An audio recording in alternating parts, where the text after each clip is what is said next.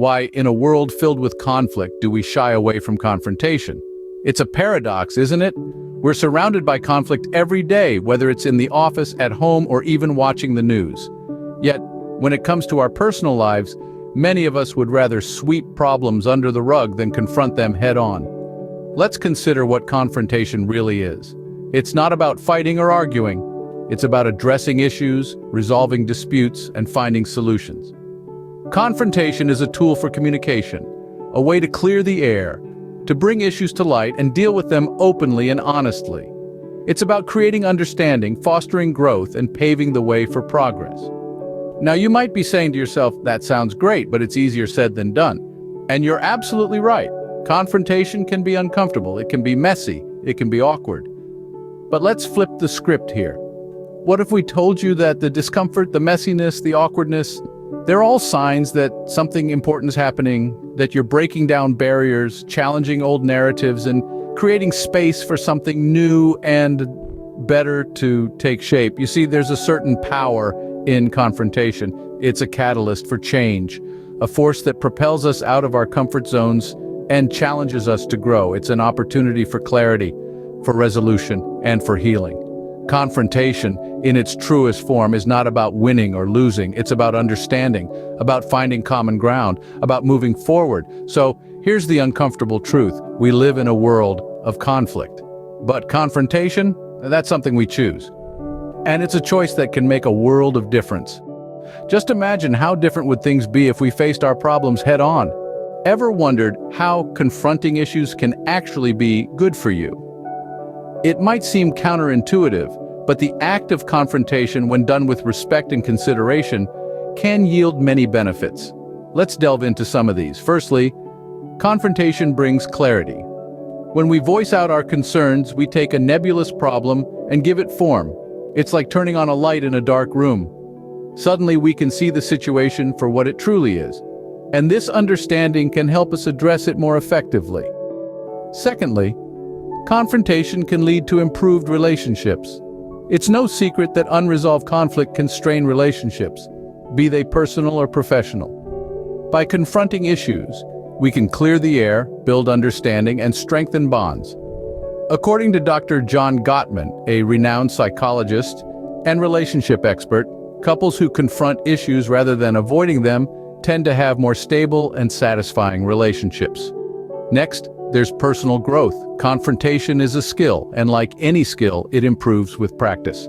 Each time we confront an issue, we're flexing our emotional intelligence muscles.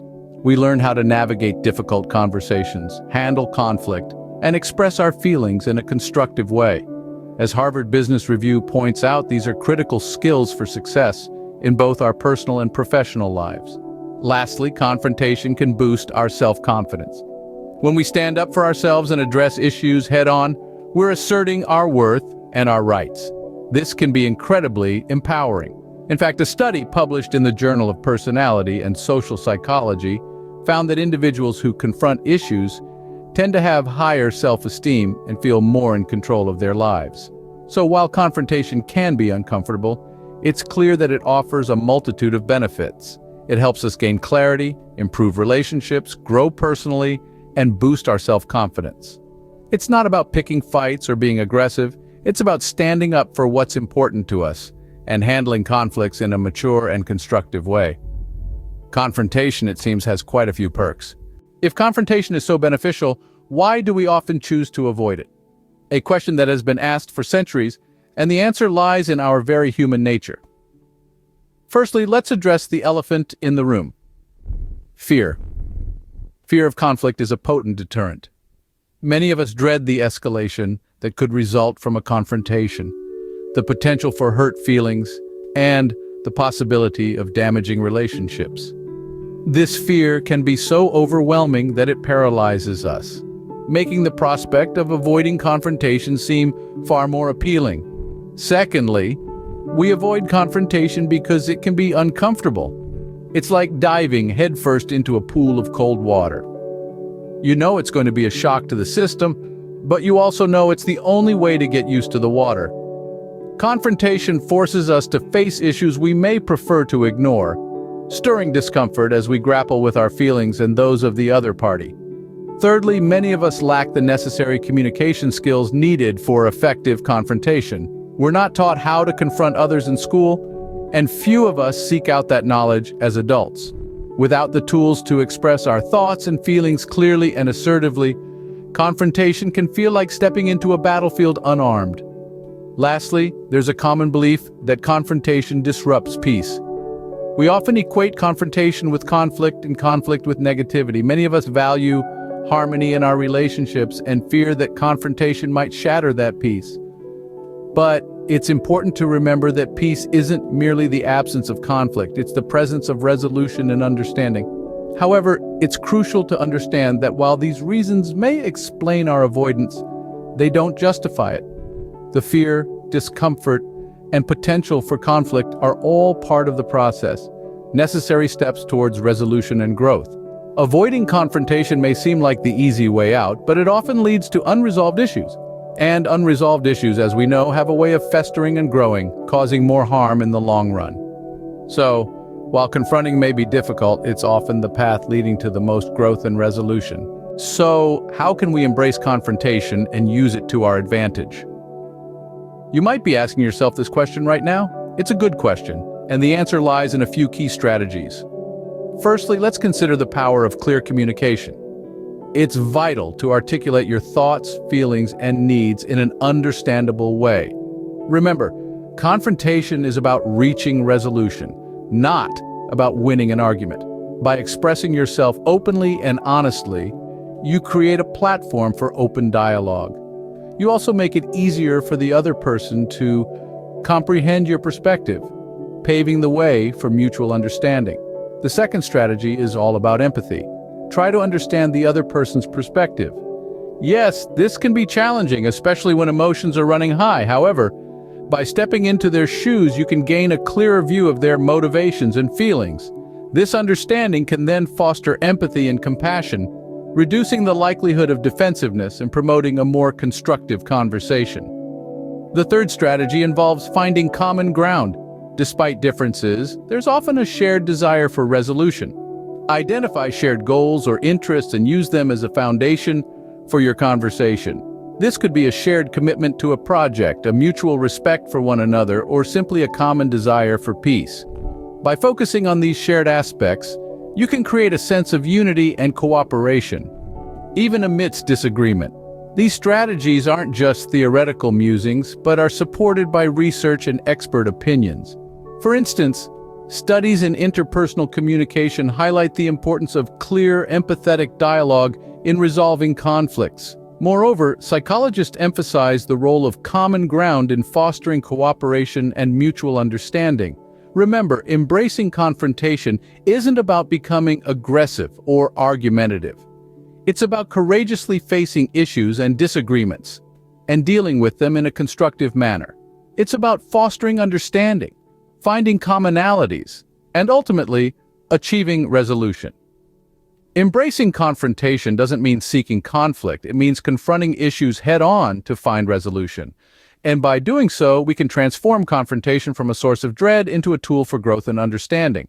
Let's delve into a real-life example of how confrontation can make a difference. Imagine a team at a tech company, working diligently on a project. But there's a problem. The team's leader, Alex, has a tendency to micromanage, causing tension and stifling creativity. The team members are frustrated, yet everyone avoids addressing the issue, fearing the potential fallout. The project is lagging and morale is low. One day, a team member named Jordan decides to confront Alex. Jordan had been hesitant, aware of the discomfort confrontation can cause, but he also knew that the benefits of confrontation could potentially outweigh the temporary unease.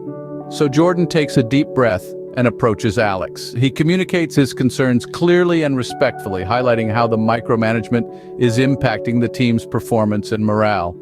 He offers some suggestions for how Alex might alter his leadership style to better support the team. Now, here's where the power of confrontation comes into play. After the initial shock, Alex appreciates Jordan's courage and honesty. He takes the feedback on board and starts to make changes in his management style. He starts to trust his team more. giving them the space they need to innovate and solve problems independently. Over time, the team notices a significant change. The project starts to move forward more quickly, and the team's morale improves. Alex's relationship with his team members also strengthens, as they appreciate his willingness to listen and adapt. In this scenario, confrontation led to resolution and personal growth. It improved relationships and overall team performance. It was the catalyst that transformed a challenging situation into a win-win for everyone involved. Confrontation, when approached with respect and a genuine desire to improve a situation, can be a powerful tool. It's not about winning an argument, but about finding a solution, fostering growth, and improving relationships. As we see, confrontation can truly be a catalyst for positive change. So, confrontation, a word we often associate with conflict, can indeed be a tool for resolution. Over the course of this discussion, we've established that confrontation, despite its uncomfortable nature, paves the path to clearer communication, stronger relationships, and personal growth. It's the lever that lifts the weight of unresolved issues and unvoiced discontent. Recalling our earlier points, confrontation prompts us to face the truth, however uncomfortable it may be. It's a catalyst for change, pushing us out of our comfort zones and nudging us towards resolution. It's not about winning an argument or proving a point, but about encouraging dialogue, understanding, and mutual respect. While it may seem easier to avoid confrontation, remember the benefits it can bring. It's not about the conflict itself, but how we handle it. So, let's embrace confrontation, not as an adversary, but as an opportunity for growth and resolution. Next time you're faced with a conflict, remember, confrontation isn't the enemy, avoidance is.